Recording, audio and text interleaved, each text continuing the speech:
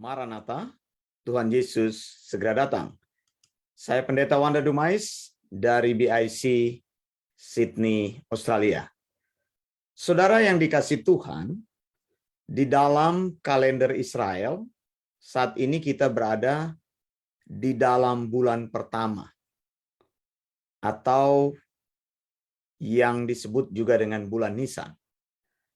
Bulan Nisan itu adalah bulan Maret dan bulan April dalam kalender modern. Nah, perayaan besar yang ada di bulan Nisan adalah Paskah atau Pesak yang jatuh pada tanggal 14 Nisan. Saudara, tanggal 14 Nisan ini menandai penebusan Allah terhadap orang Israel. Ketika mereka berada di Mesir, mereka menjadi budak selama 400 tahun di Mesir. Dan pada saat Paskah itulah Tuhan menyelamatkan mereka, membebaskan mereka, mengeluarkan mereka dari tempat perbudakan tersebut. Saudara, bila kita berbicara mengenai penebusan, maka saya ingin bicara mengenai penebusan dalam konteks antitype, yaitu penebusan Kristus. Istilah yang sangat terkenal adalah atonement. Nah, bila kita bicara mengenai atonement, kita harus berbicara mengenai doktrin dosa. Karena membicarakan hal ini akan membuat kita mengerti mengapa kita membutuhkan penebusan. Jalan penebusan adalah jalan satu-satunya yang harus dilewati manusia agar manusia bisa datang kepada Allah. Saudara, mari kita rekonstruksi bersama. Ketika Allah menciptakan manusia pertama, Adam, manusia pertama itu mempunyai status sinless, tanpa dosa. Kemudian status yang kedua adalah posse peccare. Nah, istilah ini saya kutip dari Augustine from Hippo, yang memakai istilah Latin posse peccare, artinya power to sin. Jadi ketika Adam diciptakan, dia mempunyai ability to sin, mempunyai kemampuan untuk jatuh dalam dosa.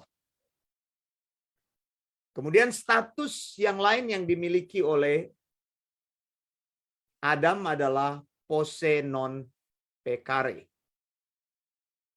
Artinya power not to sin, ability not to sin.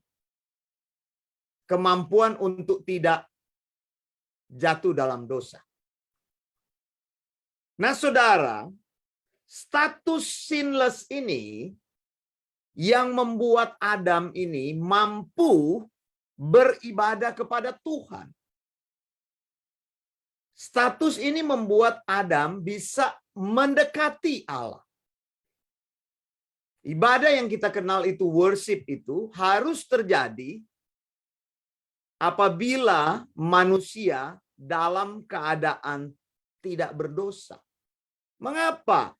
Karena manusia beribadah kepada Allah yang kudus, maka manusia itu harus manusia yang kudus. Itu sebabnya pada saat Adam belum berdosa, dia mampu untuk beribadah kepada Allah. Dia mampu berkomunikasi dengan Allah. Dia mampu mendekati Allah. Ketika Adam diciptakan, dia mempunyai apa yang disebut dengan righteousness. and godliness, kebenaran dan kesalehan. Dua hal ini melekat dalam diri Adam, manusia sempurna yang diciptakan Allah. Dan manusia inilah yang bisa mendekati Allah. Saudara yang dikasihi Tuhan, dalam Kejadian 2, 16-17, firman Allah berkata, lalu Tuhan Allah memberi perintah ini kepada manusia. Semua pohon dalam taman ini boleh kau makan buahnya dengan bebas. Tetapi pohon pengetahuan tentang yang baik dan yang jahat itu janganlah kau makan buahnya, sebab pada hari engkau memakannya pastilah engkau mati. Nah, saudara, kita tahu ceritanya dari kitab Kejadian. Tuhan memberikan perintah kepada manusia. Tuhan memberikan larangan kepada manusia. Tuhan memberikan hukumnya kepada manusia.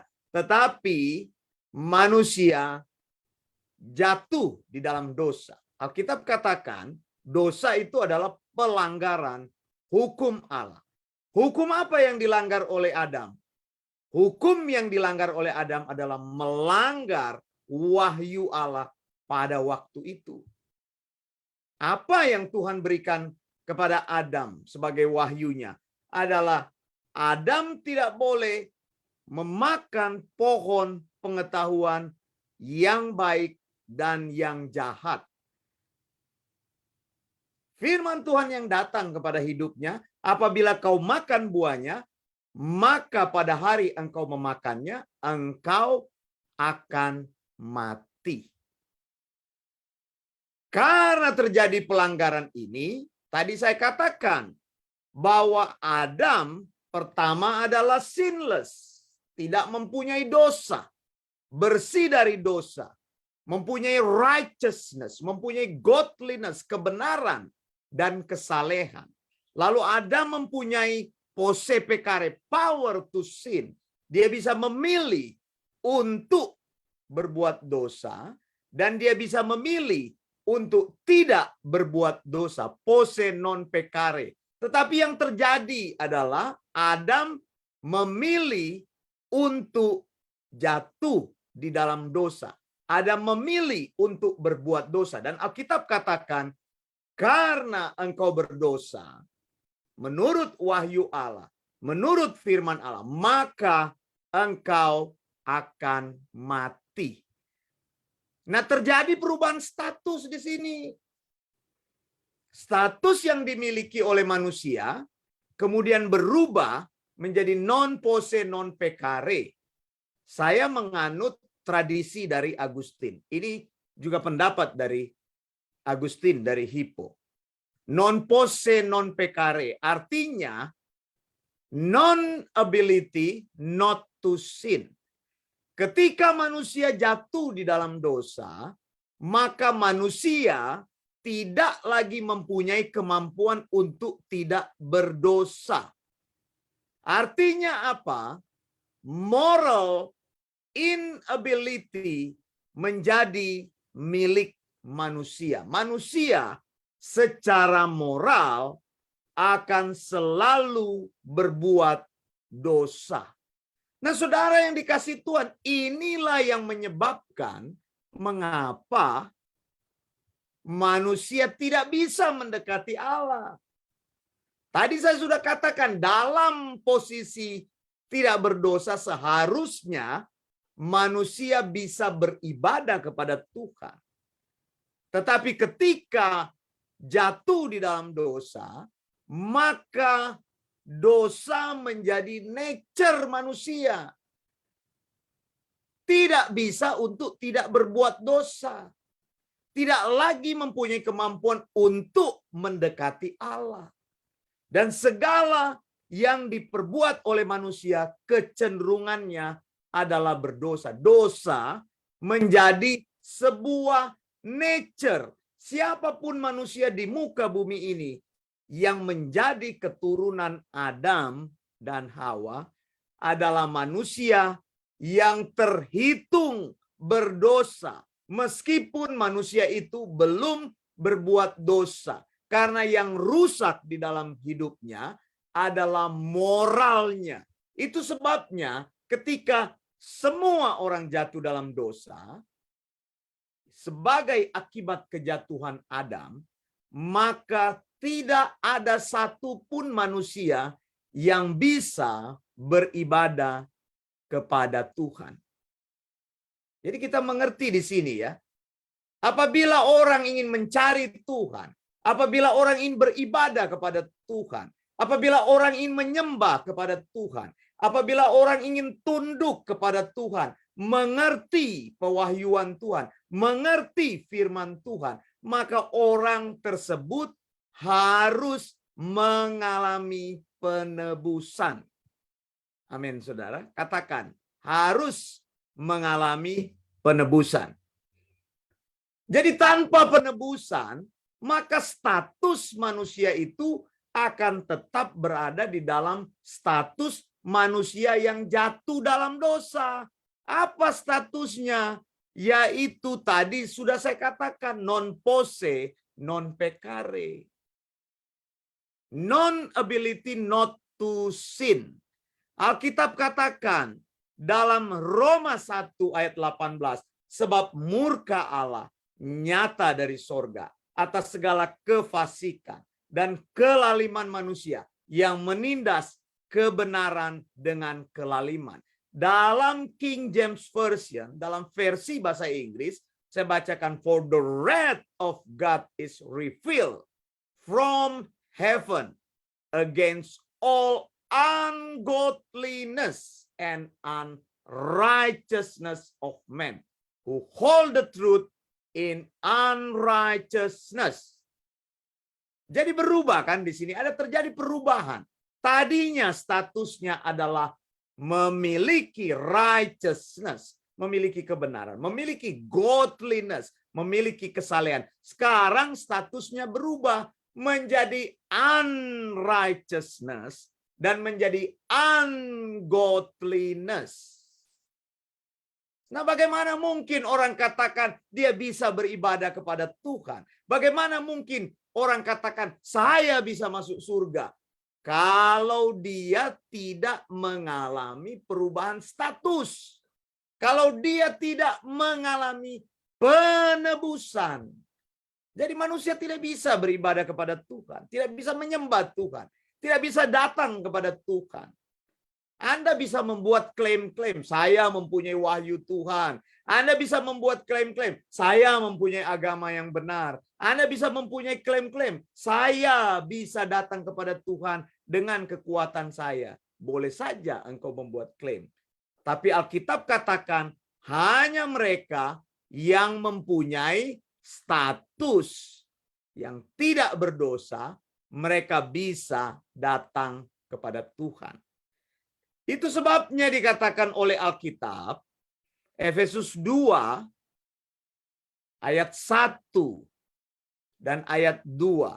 Firman Tuhan katakan, kamu dahulu sudah mati karena pelanggaran-pelanggaran dan dosa-dosamu. Pernyataan Paulus ini mengkonfirmasi Kejadian 2 ayat 17. Bahwa Allah mengatakan kepada Adam dalam peringatannya, apabila kamu melanggar perintahku, maka kamu akan mati. Tapi kenyataannya kan Adam tidak mati. Kita bisa berdebat dengan Allah. Kenapa Adam masih hidup? Kenapa jasmani Adam masih ada? Nah, Paulus mengkonfirmasikan bahwa kamu dahulu sudah mati karena pelanggaran-pelanggaran dan dosamu. Apanya yang mati? Ternyata bukan jasmaninya yang mati, tetapi kemampuan spiritualnya yang mati, rohnya mati. Tidak mampu lagi memahami kehendak Allah. Tidak mampu lagi berkomunikasi dengan Allah. Tidak mampu lagi beribadah kepada Allah. Jadi semua orang mati itu tidak memiliki kemampuan untuk mendekati Allah. Jadi saudara yang dikasihi Tuhan, kalau kita berbicara mengenai penebusan Kristus, kita bicara mengenai atonement, kita berbicara mengenai Pesak 14 Nisan, kita berbicara nanti mengenai bagaimana Paskah yang besar itu berarti Yesus mengorbankan dirinya untuk dosa manusia, maka kita harus bicara mengenai doktrin dosa. Jadi harus tahu dosa itu apa. Setelah Adam jatuh dalam dosa, maka status manusia semuanya mati dalam rohaninya. Tidak mampu lagi mendekati Allah. Nah, bagaimana kita bisa mendekati Allah? Harus ditebus. Harus terjadi pembayaran untuk membatalkan hukuman tersebut.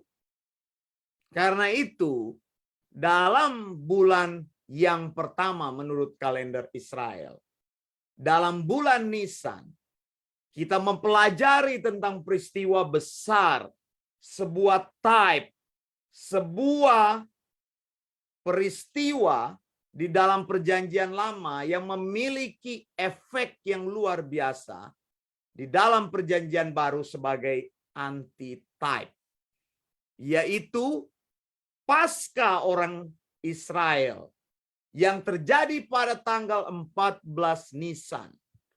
Jadi pada waktu itulah Yesus mati tanggal 14 Nisan itu untuk memberikan pembayaran, untuk memberikan ransom kepada manusia yang berdosa, agar manusia berdosa ini bisa ditebus.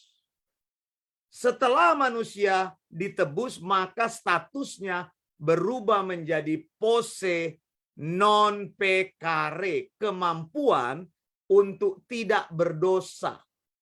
Setiap orang percaya sekarang, mereka memiliki kekuatan untuk mengenal kebenaran firman Allah dan mengetahui apa yang disebut dengan dosa, dan mereka bisa menghindari dosa, bisa memutuskan untuk tidak melakukan dosa. Jadi manusia sekarang mempunyai kekuatan, orang-orang yang telah ditebus oleh Tuhan. Nah, saudara yang dikasihi Tuhan, persoalannya adalah apa? Orang yang ditebus oleh Tuhan bukanlah orang yang memilih untuk ditebus oleh Tuhan. Tidak.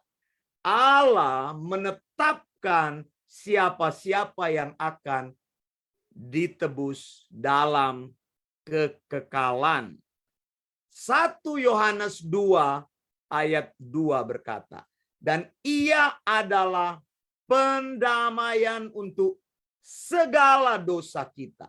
Dan bukan untuk dosa kita saja, tetapi juga untuk dosa seluruh dunia. Ayat ini seringkali memberikan sebuah persoalan kepada orang percaya karena dikatakan dosa seluruh dunia. Saudara, saya mau katakan, Yesus tidak mati untuk dosa seluruh dunia.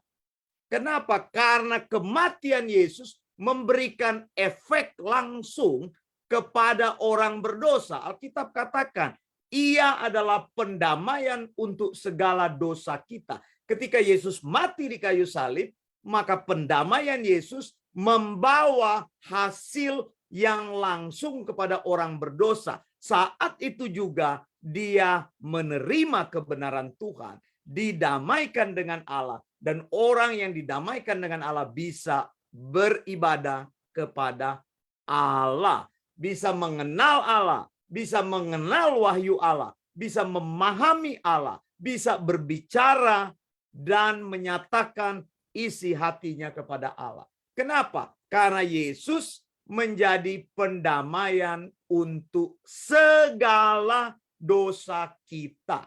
Yang dimaksud segala itu adalah segala dosa, bukan segala manusia. Yesus tidak mati untuk semua manusia karena masih banyak orang yang menolak Yesus. Efek penebusan Yesus belum berlaku kepada orang tersebut. Kenapa, saudara? Karena pendamaian itu adalah sebuah kasih karunia. Orang yang menerima kasih karunia, mereka tidak mengerjakan kasih karunia itu. Kasih karunia dikerjakan oleh Allah sendiri.